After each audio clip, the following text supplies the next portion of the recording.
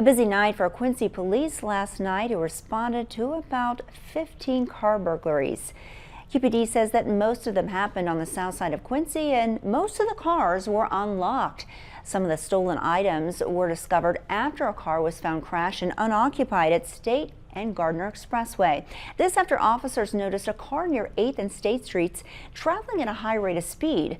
Police Chief Adam Yates says that officers searched the area but did not find the driver of that car.